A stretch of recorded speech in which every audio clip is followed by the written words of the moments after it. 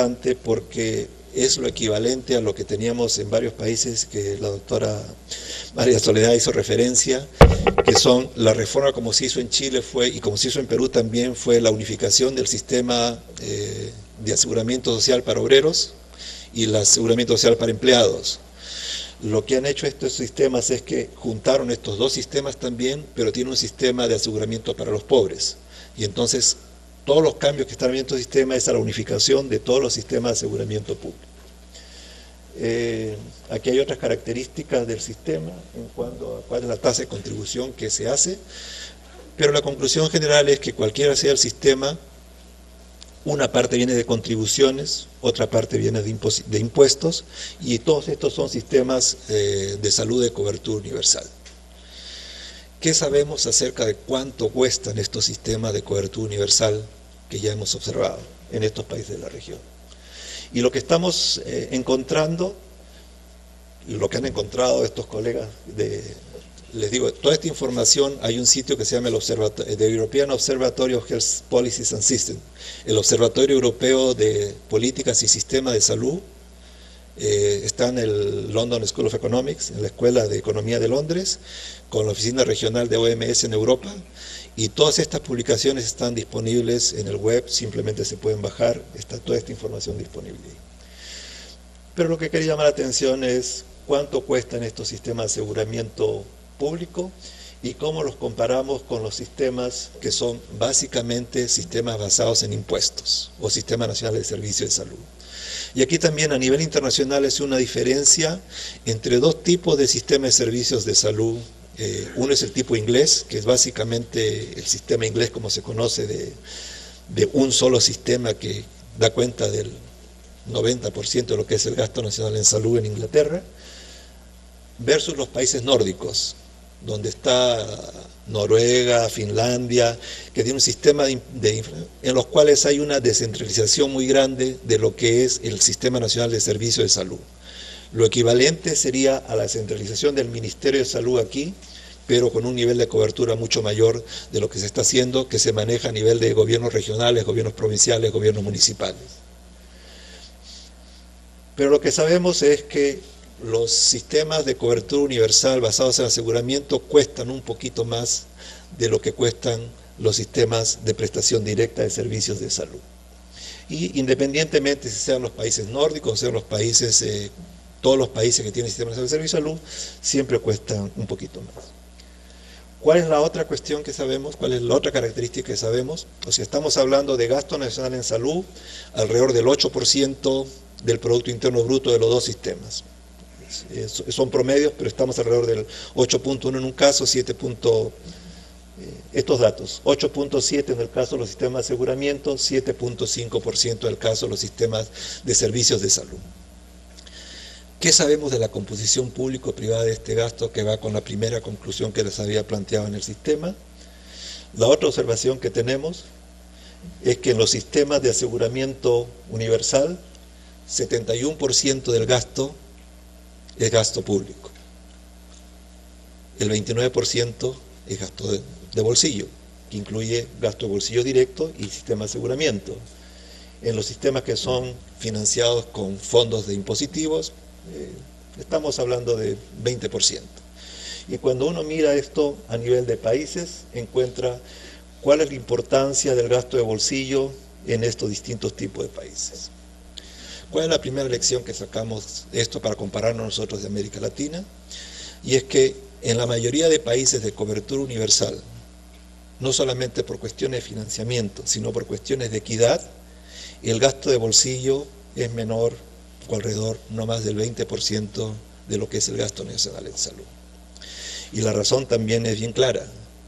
Si nosotros tenemos el tipo de desigualdades en la distribución del ingreso que tenemos en el país, en el cual el 20% superior de ingresos está controlando cerca del 40 y tantos por ciento de la riqueza nacional, cuando uno mira el gasto de bolsillo, también va a encontrar que el 20% más rico del país da cuenta alrededor del 60% de lo que es el gasto de bolsillo. Y entonces esto crea una gran desigualdad en lo que es en el acceso a bienes y servicios de salud. Y entonces en la mayoría de estos países existen algunas restricciones legales, constitucionales a lo que es la práctica privada de la medicina o la compra y venta de servicios médicos. Pero son desafíos que en la región se nos agudizan más. ¿Por qué? Porque en la región tenemos una estructura de gasto que es completamente distinta a la que observamos en estos sistemas. En promedio, el gasto en salud en la región está alrededor del 48% de lo que es el gasto nacional en salud, del gasto total. Entonces, este es uno de los desafíos. Y el problema que se discute en el libro es qué sistema es más caro y cuáles son los beneficios que uno obtiene.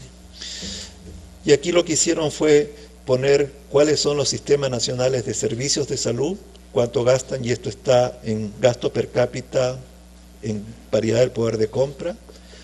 Estos son los servicios de salud, el rombo, y el círculo son los sistemas de aseguramiento universal en salud. Y eso lo que nos dice es que los sistemas de aseguramiento cuestan más que los sistemas de prestación directa de servicios, pero cuando uno mira la satisfacción de la población, encuentra que la gente que está en sistema de aseguramiento universal tiene un mayor nivel de satisfacción con el sistema que lo que tiene la gente que está en prestación directa de servicios de salud. Entonces, la conclusión que sacamos de esto es que en realidad no sabemos todavía cuál es la ventaja de uno u otro sistema. Cada uno tiene sus beneficios, pero que la preocupación principal es, primero, ningún país gasta menos del 6% del Producto Interno Bruto. Segundo, que el gasto público representa alrededor del 80% de lo que es el gasto nacional en salud, y eso tiene que hacer con el financiamiento y con las desigualdades en el acceso a servicios de salud. Entonces, ¿qué pasa en América Latina, o en las Américas? ¿Qué sabemos de los países de cobertura universal? Estos son los países Aruba, Antillas Holandesas. Antes decíamos, teníamos solamente estos 5 países de cobertura que son considerados de cobertura universal. Ahora resulta que Antillas Holandesas se dividió en 3 países, y entonces tenemos más países que son de cobertura universal, pero eran 5 islas, 3 de las islas se han independizado, han pasado a ser nuevos territorios, y entonces ahora tenemos más países de cobertura universal en la región. Pero el financiamiento de estos sistemas en estos casos es básicamente un aseguramiento contributivo, con impositivo en el caso de Canadá. Este es el sistema que le decía Bermuda, que gasta 14% del Producto Interno Bruto en salud, tiene un ingreso per cápita de $70,000 al año, y un gasto nacional en salud es el doble de lo que está gastando Estados Unidos. Y entonces es un país que puede financiar el tener una cobertura universal con aseguramiento privado, aseguramiento público y este tipo de sistemas.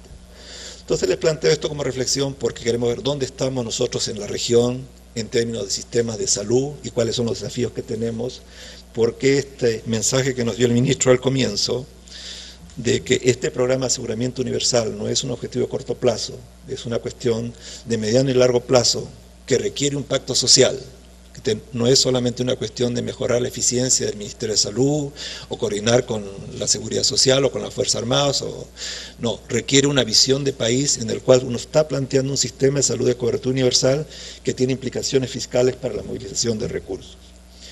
Y entonces aquí lo que hicimos fue poner todos los países del mundo que son clasificados como de cobertura universal y ver cuál es el mínimo nivel de gasto público que uno podía tener en estos sistemas que tienen cobertura universal. Y esto que le mencionaba al comienzo, hay muy pocos países que son considerados de cobertura universal que gastan menos del 6% del Producto Interno Bruto.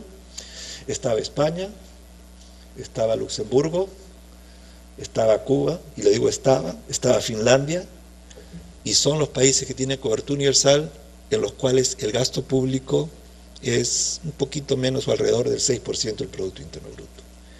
Pero también hay países en los cuales, Aruba y Antillas Holandesas, en los cuales el gasto público está representando alrededor del 12%, 11% del Producto Interno Bruto, gasto público solamente. Entonces el desafío que tenemos para adelante es bastante mayor. Sabemos que esto es lo mínimo, pero no estamos seguros que con ese mínimo vamos a poder hacer las cosas. Estados Unidos está gastando el 8% y no está consiguiendo la cobertura universal. Entonces, esta es la segunda conclusión que yo les planteaba y la hemos presentado en varias reuniones aquí, en el país y en otros sitios, y es que simplemente por observación empírica, y aquí tenemos que tener en cuenta los diferentes niveles de ingreso en los países, no hay ningún país que haya conseguido la cobertura universal con un acceso para toda la población de un paquete más o menos estandarizado de servicios que lo haga con menos del 6% del Producto Interno Bruto, que era la segunda conclusión que le estaba planteando en la presentación. ¿Dónde estamos nosotros en la región? También les van a distribuir a ustedes los indicadores básicos de salud del 2010, y esta es una publicación de la organización que sale cada 5 años. Estamos empezando la preparación del 2012, donde va a estar varias información que voy a presentar, pero básicamente lo que les digo es cuáles son los desafíos que tenemos en la región y qué tan lejos estamos de conseguir lo que es uno de los objetivos de los sistemas de salud, que es lograr el máximo nivel de salud posible. Esta información sale en el libro anterior de Condiciones de Salud en las Américas del 2007, hay versión en español, en inglés, en portugués y en francés, está disponible en el web de OPS, OPAJO, en inglés, pero hicimos una evaluación de cuál había sido la evaluación de la esperanza de vida en América Latina en los últimos 50 años, cuál ha sido la evolución de la esperanza de vida en Estados Unidos, y dónde estamos los países, o dónde estaban los países del 2005 en relación a la esperanza de vida de los Estados Unidos, la evolución de la esperanza de vida de Estados Unidos. ¿Ok? Y entonces aquí lo que encontramos es que hay varios países en los cuales está Costa Rica, Cuba y Chile, que estaban con esperanza de vida muy similares a la que tiene Estados Unidos.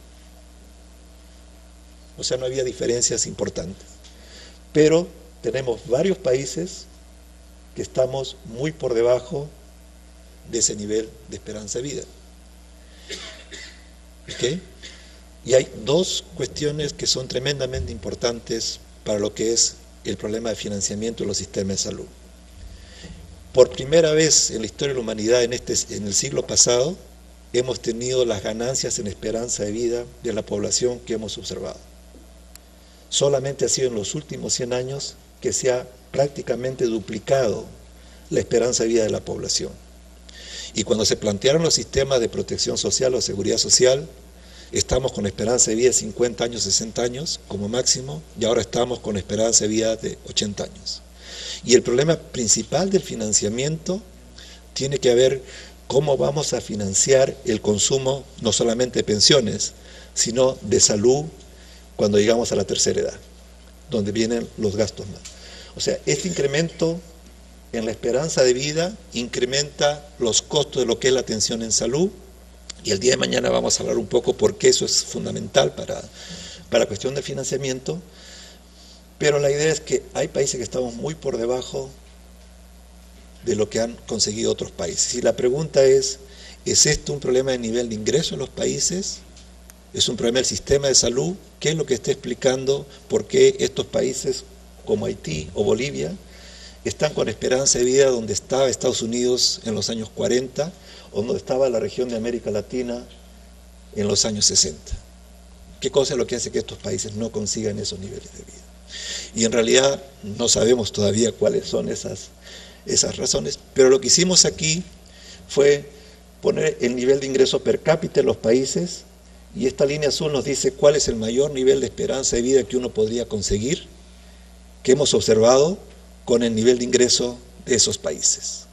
Y entonces lo que encontramos es que a nivel $2.000 per cápita, este sería el mayor nivel de ingreso observado en algún momento por algún país, y seguimos subiendo y decimos al nivel de $4.000 per cápita, podríamos estar con una esperanza de vida de 70 y tantos años. Y el problema es, ¿qué explica de que estos países no estemos logrando, con el nivel de ingreso que tenemos, la esperanza de vida que han conseguido otros países con el mismo nivel de desarrollo de ingreso per cápita? Y obviamente ahí hay 3 factores que tienen que hacer con cerrar estas brechas. Una parte es el sistema de salud que tanto está ofreciendo, otra cosa tiene que ser la distribución del ingreso dentro del país, Y una tercera política tiene que ser las políticas que tienen que ver con los determinantes sociales de la salud, que es otro factor importante de por qué no estamos resolviendo ese tipo de problemas. Pero esto es un desafío que si nosotros hemos hecho este mismo tipo de gráfica para tasa de mortalidad materna, tasa de mortalidad infantil, una serie de cosas, y tenemos brechas que nos dicen buena parte de los problemas de salud que estamos observando no se deben al nivel de ingreso del país, se deben a cómo los países han organizado su política social o su sistema de salud. Y entonces esto nos plantea otro desafío, que para el nivel de ingreso del país nosotros podríamos estar haciendo mucho más en términos de salud de lo que se está consiguiendo, lo que tenemos observando en este momento. Parte de esto lo hace el sistema de salud, parte lo hacen las políticas intersectoriales, los determinantes sociales de salud, y parte tiene que hacer con cuestiones estructurales, desigualdades en la distribución del ingreso al interior de los países que requieren políticas más macro de conseguir. Bueno, ¿qué sabemos de América Latina en términos de cuánto gastamos? Avísame el tiempo. Okay. Y estos datos están en condiciones de salud en las Américas, y nuevamente este es el gasto, tiene todos los datos de ingreso per cápita del país, gasto nacional en salud como porcentaje del Producto Interno Bruto, y quiero llamar la atención a esta última columna que nos dice cuánto estamos gastando en términos de gasto público. América Latina y el Caribe, 3.3, países de ingresos altos de la Unión Europea, 6.7 y 7.1 y 5.2. Y ese es el dato que quiero llamar la atención. De si nosotros tenemos como referencia el conseguir sistema de salud de cobertura universal y estamos pensando en estos países, tenemos que tener que el desafío que tenemos para adelante es un desafío no solamente de organización del sistema, sino tenemos tenemos que hacer un pacto fiscal para poder avanzar hacia lo que es la consecución del financiamiento de este tipo de sistema de salud. Esta es la evolución del gasto en salud. El ministro decía, el gasto público, gobierno central, gobierno local y el seguro público, que es lo que nosotros consideramos seguro gasto público en salud, estaba alrededor del 3.2% del Producto Interno Bruto. Los últimos estimados que tenemos para el 2009, antes de la crisis, 2008, antes de la crisis, está alrededor del 4.1%. Se ha aumentado un poco más el gasto público. Pero la gran preocupación es qué hacemos con este gasto de bolsillo, no solamente que es insuficiente el gasto público, sino la que persistencia de este nivel de gasto privado implica desigualdades en el acceso a servicios de salud. Voy a pasar rápidamente estas transparencias por el tiempo, pero acá hay una gráfica que está en la publicación Esta Salud en las Américas que nos dice cuál es el tipo de sistema de salud que tenemos en la región según el nivel de ingreso. Este es el nivel de ingreso en paridad del poder de compra, menos de $4.000. Cuba tiene un sistema de salud de cobertura universal. Si nos vamos a un nivel de ingreso medio, de aquí bajamos, y los países que tienen cuasi universal o con coberturas de 80%, 60% está Panamá, y si vamos a nivel de ingresos altos, Antillas Holandesas, Aruba y Canadá son países de cobertura universal. Y entonces uno diría, podemos tener sistema de salud de cobertura universal aún con países de bajos ingresos, como es el caso de Cuba, pero en este momento Cuba está gastando gasto público 11% del Producto Interno Bruto. ¿Okay? Cuando pasamos al resto de países de la subregión con sistemas mixtos, tenemos Chile, Costa Rica, con niveles de cobertura alrededor del 80% de la población o arriba. Son sistemas mixtos porque aún el financiamiento privado, el gasto privado de la salud es un componente importante, alrededor del 40 y tantos por ciento de lo que es el gasto nacional en salud. Pero también tenemos que países de medianos ingresos pueden tener niveles de cobertura de alrededor del 80 y tantos por ciento de cobertura de la población. Y este es el desafío que nosotros estaríamos en este grupo, solamente que nuestro nivel de cobertura, si los datos están buenos, estamos alrededor del 60%, pero podríamos estar mucho más. Este es Estados Unidos. Estados Unidos es difícil de tipificar en el sentido de que el sistema público de aseguramiento cubre a todas las personas adultas mayores. Mayores de 62 años están cubiertos por el sistema público. Gente que está bajo el nivel de pobreza está cubierto por el sistema público. Niños tienen dos sistemas públicos que están cubiertos, nivel federal y nivel estatal, están dando cobertura. Está gastando 8%, cubre alrededor de 30 y tantos por ciento de la población. Hay un 57% de la población que tiene seguros privados, y esta población que siempre hablamos en las reformas es los 40 millones o 46 millones de no asegurados, es la gente que está por encima del nivel de la pobreza pero sin tener seguros de salud. ¿Qué reformas importantes han habido en los últimos años? Brevemente, Estados Unidos se está moviendo hacia un reglamento universal. Brasil se ha movido de un sistema que tenía seguridad social cubriendo alrededor del 40-50% de la población en los años 80 a un sistema nacional de servicios de salud. México ha incrementado su seguro popular. Colombia se movió de un sistema mixto con una seguridad social que da cobertura al menos del 20% a un sistema de cobertura universal cubierto con contribuciones e impuestos. No sabemos la evaluación de los sistemas, pero en términos de gasto público, este grupo de países estamos alrededor del 3.6%. Entonces, para terminar, el desafío que tenemos es que queremos construir sistemas de salud de cobertura universal. Uno puede escoger el aseguramiento, el sistema único de servicios de salud, y esta ha sido la evolución del gasto público en Estados Unidos y en Canadá cuando ellos empezaron la cobertura universal. Y la pregunta es, ¿dónde estamos nosotros en América Latina en función a este país que avanzó hacia la cobertura universal? Y en la gráfica que le estoy dejando para su presentación, tenemos, aquí está Canadá, el 2007-2008, gastando 7.5% del Producto Interno Bruto, cobertura universal. Estados Unidos alrededor del 8%, no tiene cobertura universal. Aruba, con 8.5% de cobertura universal. Uruguay con 9%, este gasto público solamente, no es gasto privado, es gasto público solamente. Cuba y Antillas Holandesas con los niveles de gasto público de este sistema de cobertura. ¿Dónde estamos nosotros? Está Montserrat, está Costa Rica, México y Nicaragua, está Brasil, Bermuda, Dominica, Surinam, no me acuerdo cuál es, San Vicente y las Granadinas, pero nosotros estamos empezando aquí. Y el planteo que les planteo es, este es el desafío que tenemos hacia adelante para la construcción del sistema de salud de cobertura universal. Es posible hacerlo, pero hay que tener en perspectiva que el desafío a mediano y largo plazo para construir lo que es sistema de salud de cobertura universal es que todos los países que lo han hecho hay con un nivel de gasto público que no es menor al 6% del Producto Interno Bruto, pero que puede costar mucho más de lo que hemos gastado o lo que estamos gastando en salud. Mil gracias.